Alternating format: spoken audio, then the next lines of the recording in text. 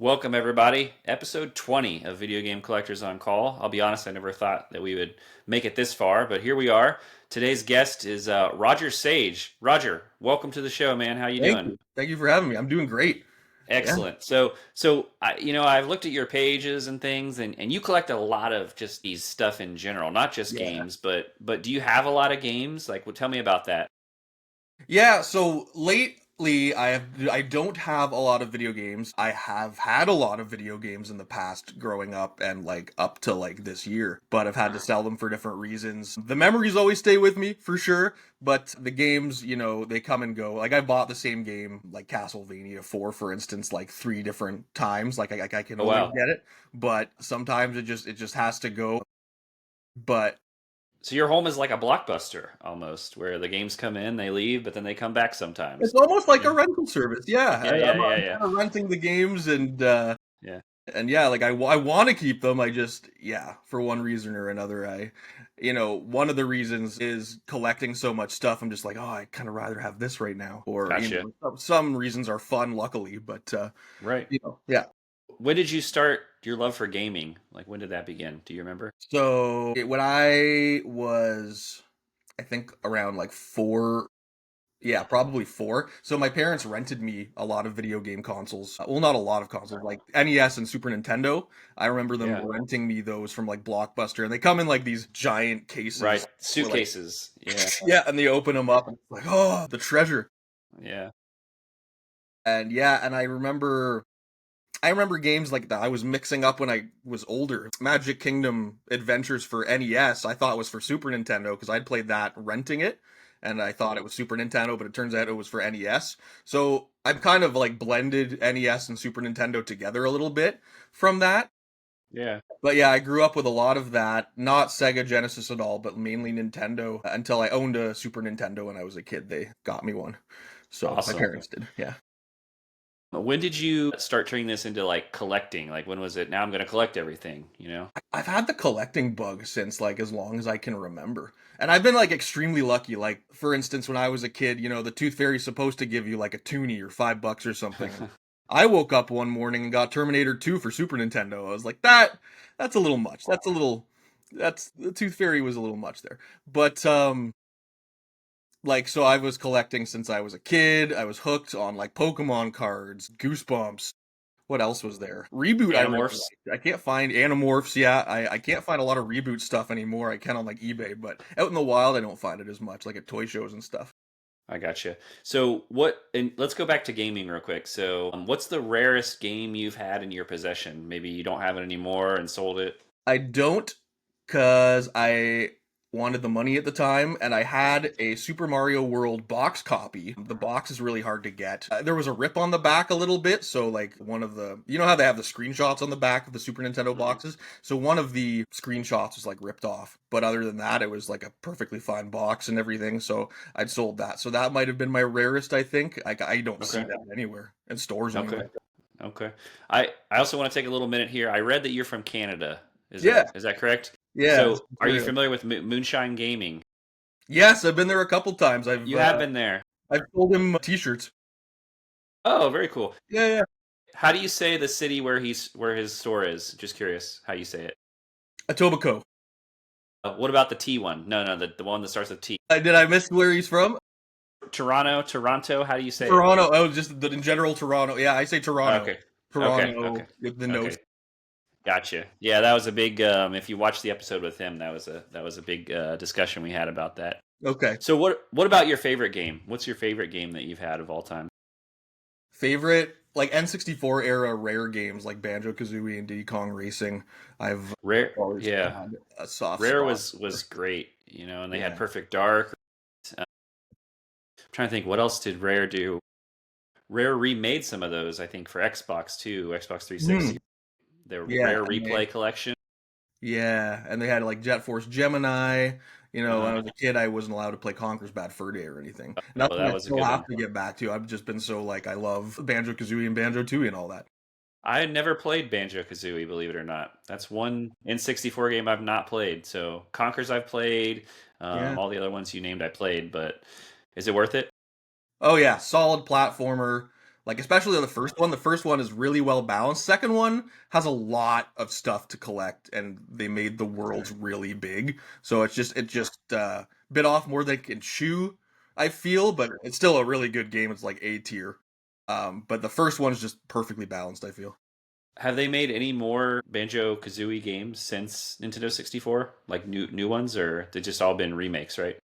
They've had nuts and bolts for 360 where you Okay, build it's that's like right. a That's right. vehicle platformer kind of. Yeah, Right. and you build your own cars and go around the world and stuff. I thought it was cool. I like when companies try different concepts and stuff. Like I want like another regular Banjo-Kazooie where you're just running and collecting the jigsaw pieces, but I do like when people try new ideas. It's a lot of fun. Well, I guess I know the answer to your next question then, but we'll see what you say. So, what's your favorite console of all time? It's not N64. It's probably Super Nintendo. Oh, wow. Okay. Super Nintendo was awesome. Like What are some of some my game? favorite games are sorry, Yeah. What are some games that stick out in your mind for Super Nintendo? Super Castlevania 4. Okay. Definitely.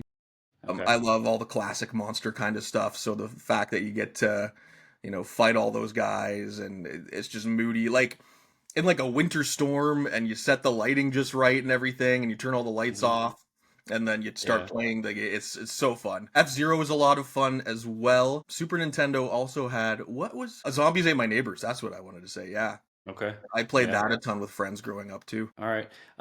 What about your favorite video game character at all? Ooh, that's tough. Yeah, this is a tough one, and there's a lot to choose from. Favorite video game character.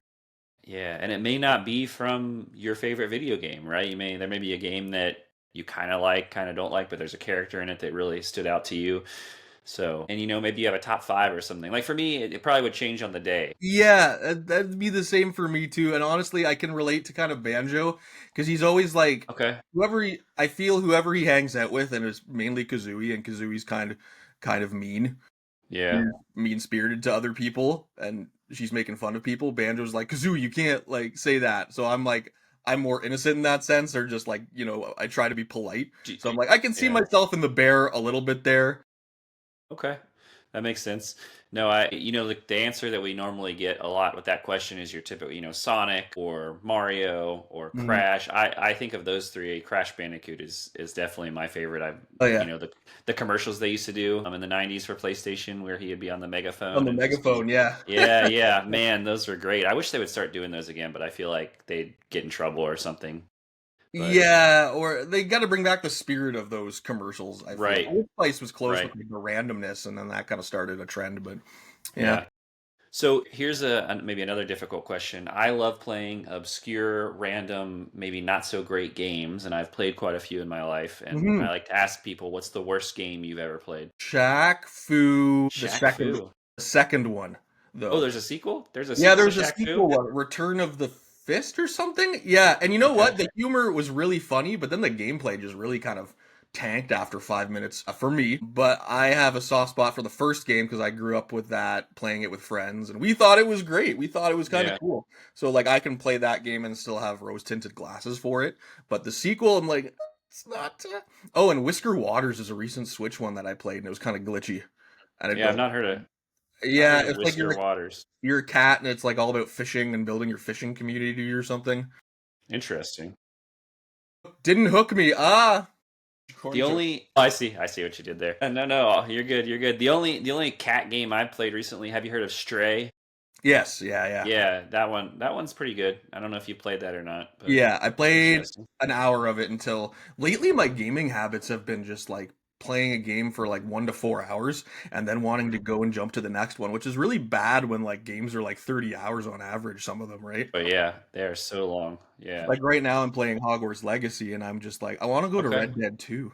But sorry, yeah. How how's Hogwarts Legacy going? I played that.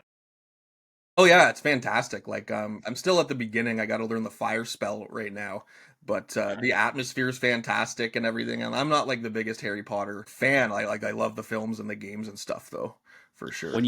When you play a game like that, are you the kind of person who will go through and do every side mission along the way, or do you just stick with the main task and go straight to the end?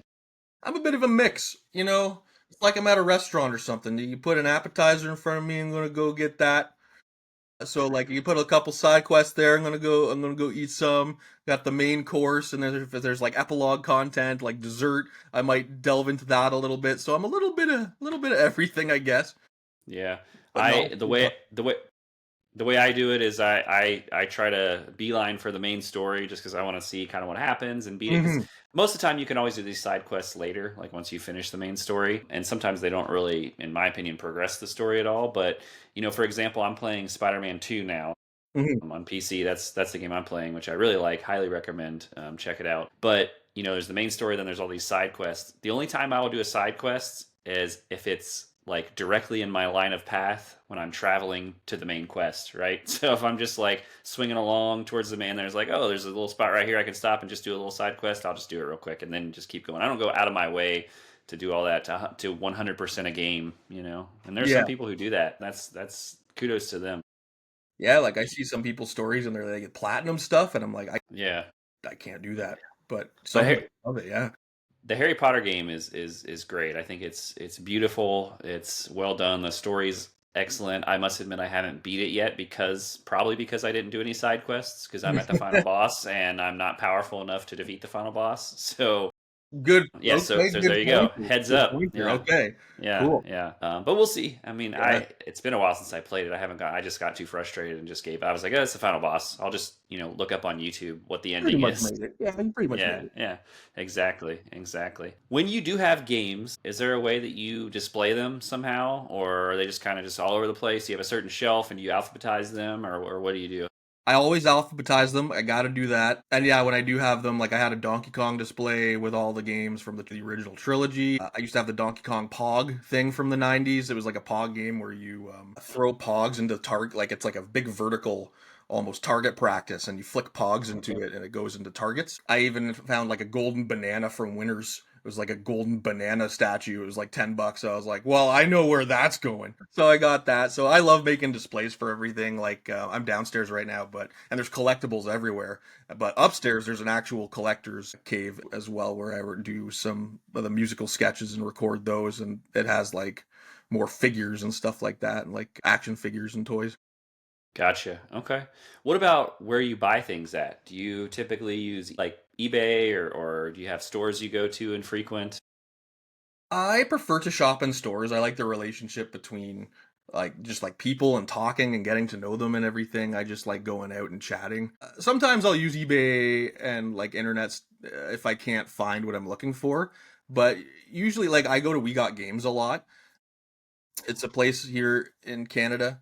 Yeah, yeah. I went to one of those. Yeah. I frequent there quite a bit. I've been to Moonshine a couple times. I need to go more. It's fantastic. Game Horde, Game Haven. Yeah, there's a good little cluster of gaming goodness kind of around my area. So we got games, if I remember, is that there was a game store I went into and it didn't have prices. The guy just looked stuff up on price charting, and I can't remember if that was We Got Games or is that not right? That's not We Got Games. They have prices and stuff. Okay. Yeah. Okay. Yeah. Yeah. It was basically like, how much is this? And he'd say, oh, let me check. And he'd go on the computer, look up price charting, and it's listed at 25, and maybe it wasn't a great copy, so he'd say, Okay. I'll take it for 22. So Yeah, I don't think I've because encountered that quite yet, but yeah, he's like if you come back tomorrow and the average is lower on price charting, it'll be cheaper. So he just goes off price charting. Yeah. okay. So what about price wise? Like how do you determine if you've got something for a good price? I don't really. There's like dead silence there for a second. I'm just like, I really want a game, and I get You it. just you're gonna get it. So if it's Yeah. $700, you're gonna pay $700, I no might doubt. not. I might not do that, but I've paid like $200 for like a game Yeah. before, for sure. Yeah. Okay. And when you said you sell some of your games and things, do you just sell them back to the stores, or do you sell them online, or where? Yeah, I mainly go back to the stores, and I do, and because sometimes I want different stuff as well, so I get trade credit instead. So I get different games, and I don't want those games. So I do a lot. It's like we talked about earlier. It's like this place is like a blockbuster, I guess. Yeah, yeah. No, that's cool. I wish Blockbuster still exists. I wish there was still a place. Okay, here's someone, please steal this idea who has more capital than I do and can make this happen. But make a retro video game rental store. I think that would be great. I think if we Yeah, had a place that you could go and just re-rent some Super Nintendo games and then return them. And I did go to one store one time where they did do that. They didn't have a lot of selection, but it was basically each day is $1, so you rent it for $1, and then you bring it back in 8 days. That's $8. nice. What do you think about that? I would go there. I would rent Yeah, stuff. yeah, For sure. Like instead of like just owning, paying how much was like Castlevania for? Like 150 to 200 or something for. That's like a box copy though, right? yeah, If I have a hankering to play it for like a week, just pay $7. That'd be fantastic. I think yeah. it's cool. I definitely use a place like But that. then, but then I feel like you might have people say, "Well, you have emulators. You could just play it on the." And I guess it's just not the same. It's Having not. an actual physical copy of a game.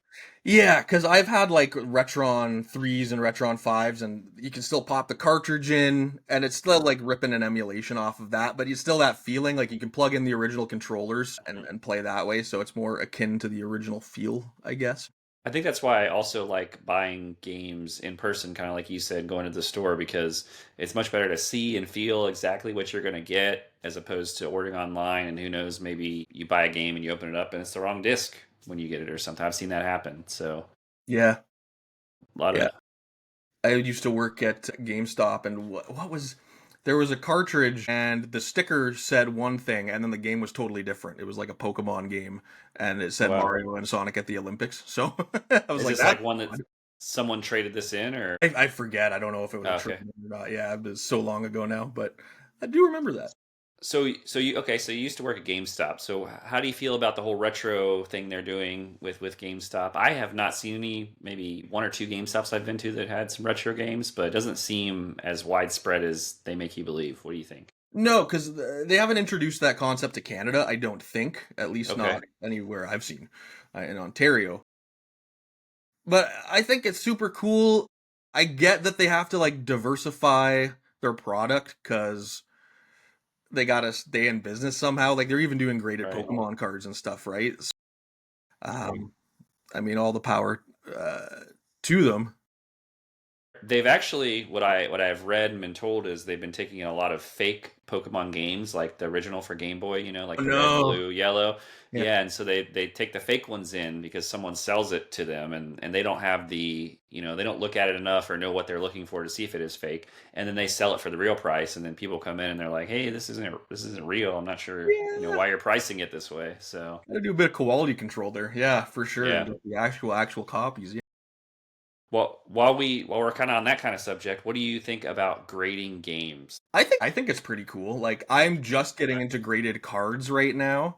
Like I got one for $15. It's like a 7.5, and it's kind of cool. Like I like it's like having a treasure. It's having a really cool collectible. And games and comic books I think work the same way. And graded games is cool because there are tons of ways to play the game. If you have a graded copy of Super Mario Kart, you can go and play it on Nintendo Switch Online, or you can just get an extra cart and play it that way and have your graded copy and just and have it like that. I will say though, like there's nothing like I used to get sealed games like before the retro gaming like really took off. So I had Killer Instinct for Super Nintendo and Super it was a Star Wars game. What was the Empire Strikes Back? And I was just like I could keep this sealed, but like it's like time travel.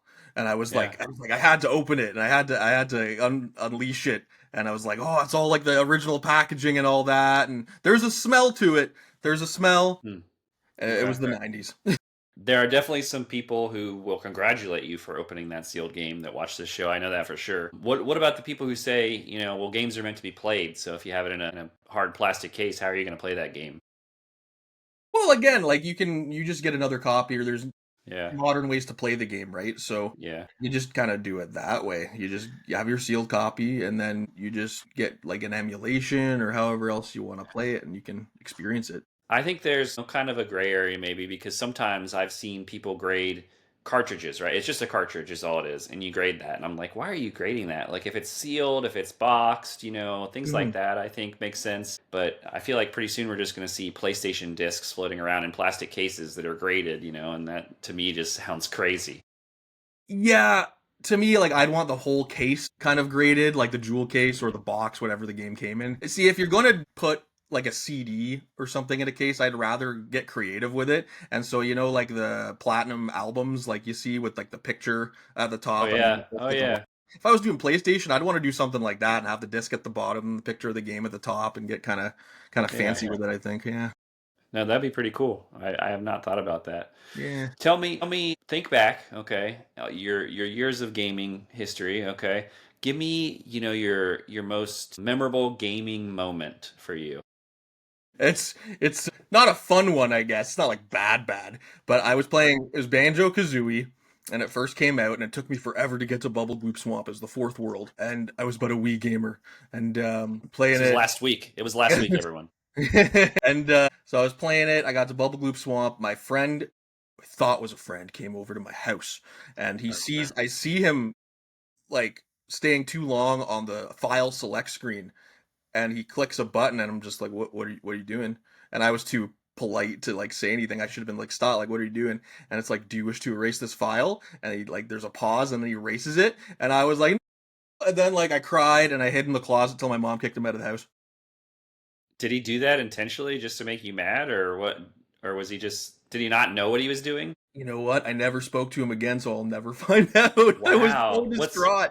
I was what's his so name? distraught. What's his name? No, I'm not gonna name any names, but Ah, okay. All right. Well, if you're still out there and you're watching this, Roger is still angry with you after all these years. I'm still So harboring some emotions from that one. But that's yeah, I fair. remember that super clearly. Something we used to do as kids too. I had two really good friends who were neighbors, and so if there was a cartridge console, we'd take them and put the sticker side down on the floor and mix them all up, and we'd pull them open, like not pull them open, but like flip them over. And whatever one was first, we'd like play that one first, and the second, and we'd go in order. So that's how we'd kind of play games. Oh, that's kind of cool. Yeah, so that's another memory, I guess. But Yeah. No, I've never heard anyone do that. I like that idea. That's kind of like when you work at an office and you want to know like what do you want for pizza toppings, and everyone puts a topping into a hat, and then you just pull like certain ones out, and those are the ones you get. So yeah, it's like a mix yeah, up. Yeah. yeah. No, that's cool. What about, is there any game right now that you're looking for that you're like, man, I want to play this. I need it in my collection so I can pop it in and play it right now. The Sega Genesis Classics collection. Regardless if I get back into collecting actual Sega Genesis games or not, I want the physical copy of that game because I have an Xbox and I booted it up, and you can't buy that game online anymore. You can't download it digitally. I'd rather have Oh, really? physical copies of stuff, anyways, which is ironic because Xbox is all like Game Pass. Yeah, yeah, yeah. You know, What games are on that? Do you know off the top of your head? Sonic 1 and 2, Shinobi 3, I think Shinobi Okay. 1, Okay. Gunstar Heroes. Yeah. Okay. So far, all of those I have for Sega, so that's good. Nice. I Yeah, definitely want to have they've the got quite a bit. classics. Yeah. I never really got much into Sonic. I'm trying to remember. I had someone on the show a while back who was a big Sonic fan, and Oh yeah. I played them. I do have a lot of memories of playing, Green Hill Zone and all that, and the music and stuff. But Yeah. it's just never. I think PlayStation is where things really took off for me, Okay. and had that's when I had my own. I had a brother, so we kind of shared systems. But then I had my own PlayStation. The very first game I got was Batman and Robin for Okay. PlayStation. It was awful, terrible game. I don't know. Yeah. I think I repurchased it recently just because of the memories I had with it, but I Yeah. don't really plan on playing it. My mind went to the Genesis or the Super Nintendo animated Batman and Robin games. And I was like, no, you're talking Uh, about PlayStation, so you're talking about like the PlayStation. George Clooney movie kind of thing, right? Yeah, yeah, Yeah. yeah. It was not very good. There are a lot of decent Batman games, I will say, but there are also a lot of bad Batman games. So, The and the pitfalls same, of I the think, licensed yeah, games, yeah. yeah, I think the same goes for kind of like Marvel. Everyone's, or Spider Man. There's a couple. I posted something about Maximal Carnage, which is a great game, I think, but then there's some other Spider Mans which are just not so great. Yeah, there's like a Spider-Man X-Men game for Super Nintendo. It's Hmm. okay. Like I remember playing it as a kid. I have a bit of rose-tinted glasses with it, but it's not the best game. Like, Yeah. yeah, so that one like kind of teeters on the edge of being good or not, but yeah. So you do make some content online, and where can people see this content if they'd like to follow you and take a look? Yeah, so Instagram is Roger Sage, Roger underscore Sage. Same with Okay. TikTok, Roger underscore Sage. Okay. And YouTube is Collectabuddies. Okay. What do you have on YouTube? Like, what kind of things do you post on there? We post all the shorts on there as well as more longer form content. I think the last one was a flashback with my YouTube partner and I, the top hottest links through the generations. Okay. And I went to a toy show recently, so I filmed my adventures there. What's any video game stuff on the YouTube channel? Yes, and I have to get back to doing more of that stuff, but I have posted, what are they called? Like, it's like a Flashback Friday or Rogers Rewinds, that's what they're called. I Okay. posted all of them already, so I was like, away from that, I was like, what is that Now, called again? But now you it's mentioned. all about video games, and I've Okay. reviewed Super Mario Brothers 3, and I've gone to Donkey Kong Country 2, so there's a lot of variety. Ice Climbers, there's a video on that, so. Okay. You mentioned buddies, so it's you and someone else that does all the videos, or some of them, or Yeah, so Nintendo-licious is my partner in crime there, so you can follow her on Instagram as well, Nintendo-licious, or follow her okay. on YouTube. Yeah. Okay, perfect. Do you have any advice for people who are looking to get into collecting, don't know where to start, maybe have a lot of ambitions to have every single game they can possibly own, and it just seems overwhelming? From a guy who treats the house like a blockbuster, really be mindful of what you're spending, how much stuff is costing. You don't want to go like super hardcore about it if you don't have like the means to. Like it's okay to get like something like every once in a while, but take your time.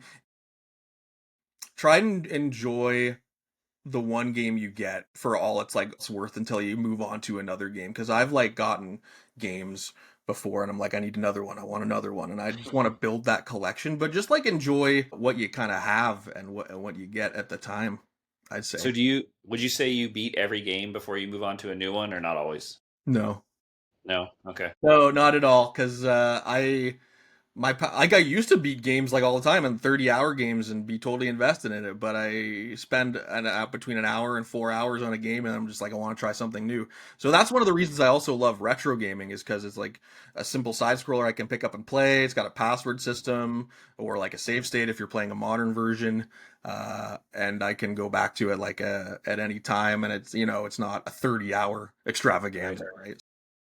Have you ever bought a game that you regretted purchasing, where you were like, man, I'm taking this back day one? I got a birthday present. I don't know how old I turned, but Shadow the Hedgehog was the main gift I wanted, and that game wasn't that great. I remember I'm just like, no. Was that for what system? GameCube, GameCube GameCube. PS2 Okay. era, yeah. Um, Yeah. I think that one recently skyrocketed in price after the movie came out because everyone was like, we want all the Sonic things, all the Shadow things, I didn't So think about that. I believe that. I think some of the merchandise, like the figures, are just going nuts on eBay right now. Yeah. yeah. Anything else you want to add about, your video game journey, your video game collecting, or games you've played in the past? Any interesting tidbits? I really like pinball. Pinball is awesome. I'll say that. Like pinball machines or pinball games that are ported to consoles? Pinball, I've tried VR. Pinball in VR is actually really well done. It's totally Okay. cool. You have the machine right in front of you. You can feel the paddles and the controller and everything. So that's super Oh wow. cool. Okay. My family's had a machine in the past. High deal. It's with the gorilla, and it's got the cards like the regular playing cards. And I used to play that all the time, and that's where my love of kind of pinball came from. But yeah, I that's Okay. something else I love. But Okay. yeah, Very good. Well, again, Roger, man, thanks for coming. yeah. Thanks for having me. Again, It's really cool. I think you're now the second Canadian to be on the show, All so that's right, awesome. Nope, cool. sorry, take that back. Wait, third. Nope, I Third. forgot. We Okay. have we have Moonshine Gaming, then we had Video Game Restoration, which I will not forget about. I just posted this episode not too long ago, and Yeah. then yourself. So three Cool. Canadians. So we're making this an international affair. So All right. all Well, right, thank you for well, having me. This is nope, no problem. Anytime. And everybody, thanks again. Thanks for watching. Make sure you follow Roger Sage on all of his social media, his Instagram, his YouTube, his TikTok. Make sure you follow Dr. Gamer Retro, and we'll see you all next time for the next episode of Video Game Collectors on Call. Thanks, everyone. Done.